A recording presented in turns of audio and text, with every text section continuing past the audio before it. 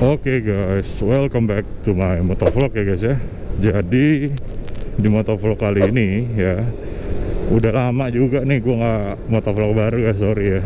By the way, selamat Lebaran ya bagi yang merayakan. Ini gua bikin videonya di bulan April guys, jadi lagi banyak libur kemarin gitu. Ini gua baru sempat lagi nih motovlog ya. Ya seperti biasa ya, hari ini kita bakalan bahas sedikit tentang motor Aerox 2022 ini sebenarnya ya, cuman 2023 juga masih sama. Intinya ini Aerox yang baru, yang New Aerox. Nah, gue mau bahas hari ini kekurangan dari motor ini guys. Jadi gue udah pakai motor ini kurang lebih udah hampir setahun lah ya, udah 6 bulan lebih. Jadi video pertamanya nanti gue cantumin juga tuh, waktu itu gue unboxing itu pertama motor ini sampai gitu. Sekarang udah berapa lama gue pakai, udah ada experience pengalamannya. Gue mau bahas sedikit kekurangannya guys sama kalian, oke? Yang gue rasain tentunya, jadi udah pasti real, nggak dibuat-buat, oke? Biar kalian bisa mikir lah sebelum beli, atau misalnya bahkan kalian yang udah punya, kalian ngerasain itu juga nggak sih? Nanti kita cerita di bawah gitu ya, di kolom komentar gitu. Ya udah, langsung aja. Yang pertama nih, jadi gue langsung ke kekurangan yang pertama, yang menurut gue nih kekurangan ini paling apa ya? Paling ganggu sih. Ya lumayan ganggu lah gitu ya, dari perspektif gua tentunya. Jadi yang pertama itu, kekurangan motor ini ada di bagian pengereman ya. Jadi buat gua yang pakai motor ini secara daily ride ya, pengereman itu sangat penting guys menurut gua. Oke. Dan gua ya sering lah buru-buru kan ke kantor, kemana ya kan. Jadi pengereman itu tuh penting banget gitu. Nah, pengereman ini kekurangannya itu ada di bagian pengereman belakang yang masih tromol ya. Masih tromol, jadi belakangnya ini ngeremnya nih kurang gigit gitu loh ya. Jadi kalau gue ngerem nih belakang nih kurang gigit, gue lebih banyak ngerem pakai rem depan jadinya gitu ya.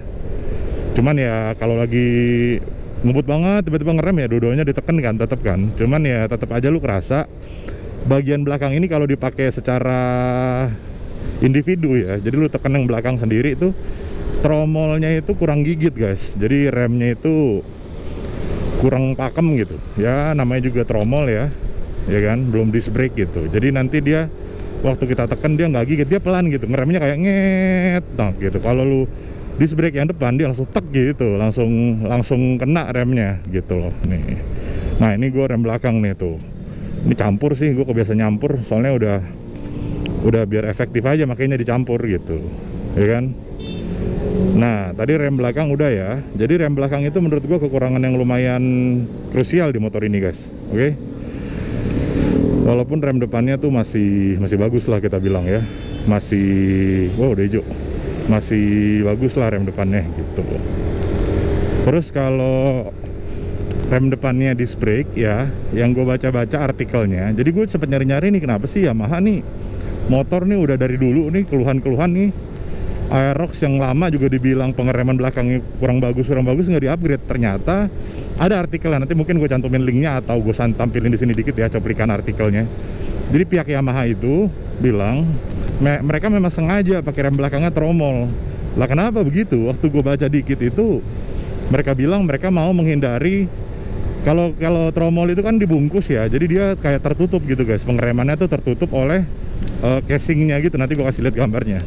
Nah di sini mereka sengaja bilang begitu, mereka bikin begitu sengaja, katanya mereka mau melindungi dari lumpur gitu. Jadi kalau bagian belakang itu kan pasti kecipratan lumpur ya kan, atau basah atau hujan gitu ya. Nah mereka tuh katanya ya sengaja mau memberikan casing itu untuk ya ibaratnya itu dipikirin juga sama mereka bahwa pengereman di belakang ini tromol bukan tanpa sebab gitu. Cuman ya itu menurut gue tetap kekurangan, karena secara pengereman gue ngerasa kurang gigit aja remnya gitu loh ya. Kalau yang depan enak udah disc brake, karena yang depan udah bukan tromol gitu. Oke guys, itu yang pertama, kekurangan di bagian rem. Wih si mbak nih kenapa buka helm di jalan nih mbak nih. Ini mbak nih helmnya dipegang si mbak. Ntar gue pengen kasih tahu ya kan, takutnya dia ini ya udah lagi bikin video soalnya. Lanjut, kekurangan pertama sudah ya di bagian pengereman. Sekarang kita lanjut kekurangan kedua yang gue rasain guys. Ini juga lumayan perlu dibahas lah, makanya gue bahas gitu ya. Selama gue pakai motor ini ya, udah mau setahun. Kekurangan yang keduanya itu ada di bagian jok penumpang guys. Jadi kalau kalian belum tahu, gue tuh dulu naik motor sport ya, sekarang gue naik motor Aerox ya. Jadi emang salah satu penyebabnya karena gue sering gonceng-gonceng orang juga gitu. Bonceng ya siapalah, temen lu ya kan, pacar atau siapa ya kan, orang tua ya kan, ke pasar kemana, intinya fungsinya tuh bisa berfungsi dengan baik. Jok penumpangnya guys yang ternyata dapat keluhan dari para penggunanya. Gue juga pernah digoncengin 1-2 kali lah. Memang agak tinggi banget guys, posisi duduknya tuh tinggi banget. Oh ini, udah hijau.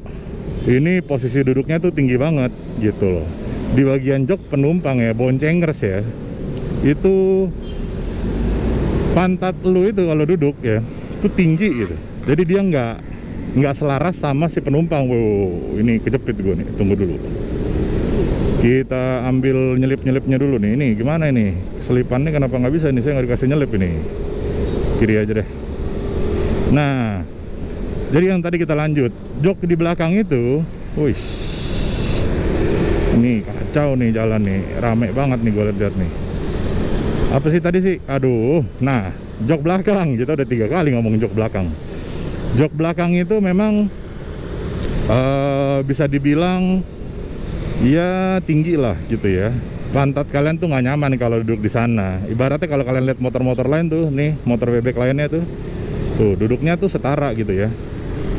Tapi kalau kalian lihat motor Aerox ya, dia tuh duduknya, penumpangnya atau di boncengersnya itu, si boncengers pasti lebih tinggi jauh daripada yang nyetir gitu. Nah ini apa nih? Oh Vario, kirain Aerox, mirip guys gitu ya. Jadi boncengers lah pokoknya, itu masalah kedua. Solusinya apa kekurangan ini? Solusinya kekurangan ini menurut gua bisa diakali dengan kalian ganti jok ya, atau kalian apa ya, ya ganti jok kalau mau lebih enak gitu. Cuman kalau emang jarang bonceng-bonceng orang ya udah biarin aja sih kalau menurut gue ya. Emang fungsi motor ini susah juga, mau matic tapi mau sporty gitu kan. Karena memang di website Yamaha-nya, nanti gue kasih lihat cuplikannya, dia sengaja bikin joknya seperti ini. Malah kalau di website Yamaha ini merupakan sebuah keunggulan yang mereka bahas guys gitu. Cuma kan namanya mereka yang nggak tahu di lapangan orang lebih suka seperti apa kan. Ya cuman mereka mengiklan-iklan ini sebagai kelebihan, yang boncengersnya itu lebih tinggi. Nanti gue kasih lihat gitu. Jadi katanya boncengersnya punya view ke depan yang sangat jelas katanya gitu. Ya iyalah, tinggi duduknya. Ya kan? Gitu. Itu kekurangan kedua kalau kalian mau beli Aerox ini dari sisi boncengers ya. Sekarang gue lanjut kekurangan ketiga. Oke? Ini, wah ini yang paling hot nih menurut gue nih. Dari semua kekurangan ini yang paling perlu diimprove kalau menurut gue. Apalagi kalian menggunakan motor ini secara daily riding kalian ya. Itu adalah shock depan ya. Ini gue bahas shock spesifik shock depan. Jadi shock belakangnya oke, kita ntar bahas di kelebihan aja karena menurut gue udah oke. Shock depannya ini guys, nanti gue kasih lihat gambarnya nih ya nih. Nah ini shock depannya ini gimana ya, kalau kalian hantam bolongan ya, hantam bolongan atau hantam jeglukan, ini kan Indonesia apalagi Jakarta ya, masih banyak tuh yang kayak apa, berjalan-jalan bolong ya kan, nggak rata, kalian hantam tuh tek gitu, waduh. Sakitnya guys, damage-nya tuh kerasa di motor ini. Nah ini kayak gini-gini, gue ngerem banget nih. Kalau enggak nih, walaupun nggak terlalu nonjol dia, tapi dia bisa. Kalau gue pernah kan, kayak hantem bolongan, tapi nggak sengaja. Ibaratnya gue nggak ngerem gitu. Itu waktu hantem bolongan, shocknya. Nah ini kayak gini barusan nih, shocknya keras gitu. Ibaratnya ya, ibaratnya tidak ada peredaman sama sekali. Padahal sebenarnya ada ya, menurut gue sih ada, cuman emang kurang kerasa aja gitu. Bisa diimprove lah kalau dari menurut gue shock depan ini gitu. Cuman kelebihannya mungkin ya, karena shock yang keras ini mungkin udah dipikirin juga ya, karena sportinya dia agak stabil kalau nyetir gitu. Jadi lebih stabil lah, bisa dibilang enak. Nah itu shocknya mungkin bisa diatur, gue nggak tahu. Nanti mungkin solusi dari yang ini, kekurangan yang ini, gue mungkin akan ganti shock atau atur shocknya nanti supaya enak. Jadi waktu gue hantam bolongan atau apa gitu ya, dia nggak kaku gitu loh. Ini shocknya ini stiff banget sekarang, stiff atau bisa dibilang biasanya kaku ya, kaku. Jadi kalau kalian hantam bolongan kerasanya sampai ubun-ubun tuh ya gitu. Itu kekurangan ketiga yang paling menurut gue, ini kedua tangan gue, tiga. Nah yang paling ya perlu diimprove lah di motor ini. Menurut gue pribadi loh ya. Jadi nggak semua orang ngerasa seperti ini. Ya, kalau kalian ngerasa ini bukan kekurangan atau ada kekurangan lain, boleh kalian komentar di bawah ya guys ya. Gitu. Buat kekurangan keempat sama kelima, ini sebenarnya minor, tapi perlu gue bahas juga. Karena ya namanya juga kekurangan di motor Aerox kan videonya. Gue merasa ya, motor ini ada beberapa fungsi di body yang bisa diimprove. Langsung aja biar nggak kena durasi lama ya. Yang pertama, nyebrang dulu, ayo nyebrang coy. Oh enggak. Yang pertama tuh ini kita bahas USB-nya ya. Jadi motor ini memang mengiklankan USB charger ini sebagai USB charger HP ini sebagai charger bagus di motor ini. Tetapi kalau kalian buka, nanti gue kasih lihat kalau udah berhenti ya, atau nanti gue kasih gambar. Dia tuh bukan USB, dia tuh kepala kayak colokan mobil car charger gitu. Nah itu salah, harusnya dia bikin aja USB. Kenapa sih? Biar kita tinggal colok gitu kan. Nah terus kasih lah fast charging gitu, biar HP lu bisa dicolok. Nah yang yang keempat lagi nih, yang masalah jalan tadi, HP kita itu kalau zaman sekarang kan gede-gede ya guys ya. HP kan gede-gede ya. Jadi HP ini nih perlu dimasukin kalau kita mau ngecas gitu loh, dimasukin ke bolongan ini. Tapi pada kenyataannya HP kalian tuh nggak akan muat di sana gitu loh, kecuali memang HP kalian adalah HP yang kecil gitu ya, yang mini, yang kayak zaman dulu Nokia lama tuh. Nah itu muat, cuman kan HP zaman sekarang udah gede-gede layarnya, jadi nggak bisa ditaruh sini, pokoknya nggak muat gitu loh. Itu nggak muat ditaruh situ, jadi itu sebuah kelemahan menurut gua gitu. Lampu merah. Nah jadi percuma kalian punya ini nih. Nah ini tempat jadi percuma. Gue jangan naruh apa-apa di sini. Biasanya gue pakai ya naruh duit parkir. Itu juga kalau kalian parkir matiin motornya bisa dibuka sama orang gitu. Materialnya juga kurang bagus, plastik. Nah gitu ya kekurangan yang keempat ya. Lanjut yang kelima biar cepet. Ini juga nih. Ini kalau gue open nih mumpung lagi lampu merah nih. Nah ini plastik ini nih. Tuh kalian bisa lihat sendiri tuh. Dia kayak agak letoy gitu loh. Agak letoy, terus ya nanti makanya kedepannya mungkin gue ganti nih. Kalau ada produk-produk yang bisa kalian rekomendasiin atau dari brand juga boleh ya. Nih kacau banget nih plastiknya, harusnya bisa diganti lah gitu. Entah dikarbonin, entah di apa, entah gue ganti gitu. Jadi kurang lebih ya kekurangan motor ini memang ya itu 5 tadi yang gue temuin ya. Ya 5 tadi. Nah terus kalau dari kalian ada yang lain ya boleh di komentar di bawah guys. Atau kalian nggak setuju, atau bahkan ada yang lebih parah lagi kurangan ditemuin gitu. Cuma itu kekurangan gua selama gua pakai motor ini hampir setahun lah ya, 8 bulanan lah sekarang gitu. Oke, jangan lupa guys ya, komentar di bawah kekurangan lain yang kalian temuin, kita diskusi ya kan.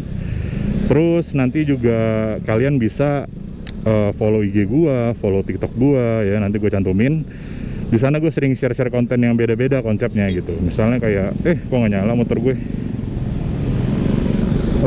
Sorry. Nah gitu ya, follow TikTok gua, IG gua, Facebook, semua sosial media. Nanti gua akan berbagi hal lain di situ. Oke guys, thank you guys. William Bunarto, peace out dulu ya guys ya. Semoga video ini bisa membantu kalian ya, dan informasi baru bisa kalian dapatkan dari video ini. Terima kasih guys. William Bunarto, peace out.